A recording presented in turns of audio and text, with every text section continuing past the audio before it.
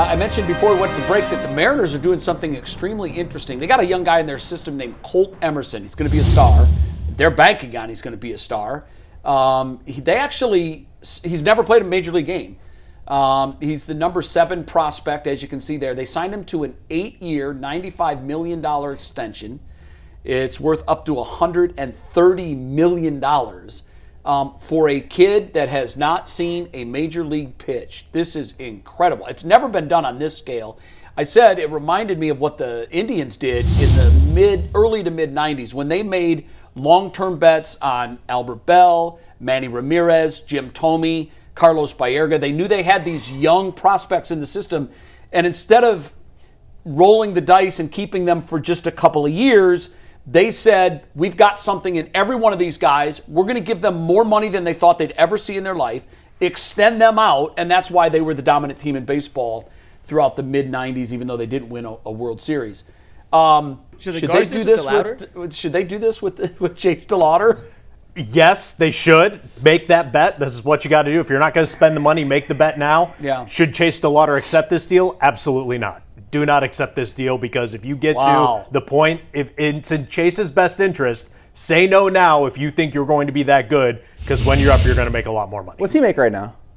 Well, he's not a good deal. He was a high draft pick. Sure, but what is that? What is that? A few million a year? He's got millions that will be coming his way. Yes, he'll be a millionaire. Yes. Okay. But like not $100 million. No, I'm on the exact opposite end. Look, I totally agree with both you guys, and it's just such a risk because you just don't know. Bird in the hand, bird in the bush. Sure. Right. I'm guessing. I don't know this for sure. I'm guessing that young Colt Emerson has nowhere near the health track record that Chase DeLauter has. Here's why I would not do this deal if I was Cleveland. Here's why I would absolutely do this deal with Chase DeLauter. History. We have the benefit of 3 years of history with him. Now 4. He has not played more than 60 games in a season.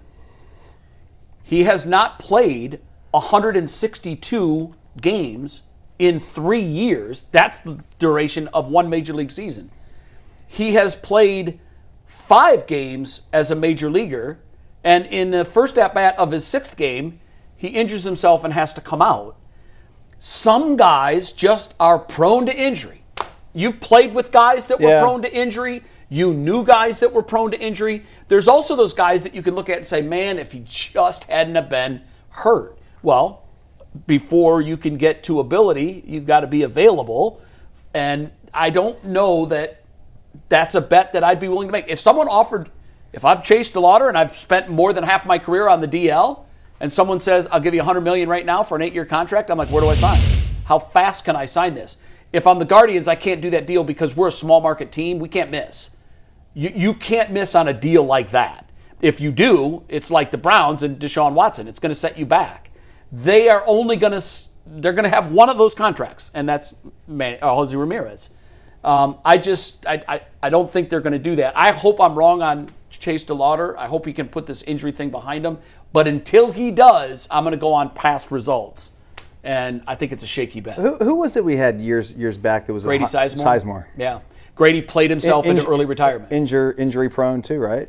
Well, his deal was he just played the game at 150 miles an hour. Yeah. He ran into walls. He slid head first. Right. Which is why we loved him. We loved him because Cleveland, you bring your lunch pail. Right. If you're going to be a Cleveland athlete, bring your lunch pail. But he was a big dude too, very similar to Chase DeLauter, he wasn't as big as Chase, but he looked the part. He looked very sturdy. He looked like an NBA or a Major League Baseball player. But he just he had a number of seasons where he was healthy, but after a certain period of time, those injuries sort of built on themselves.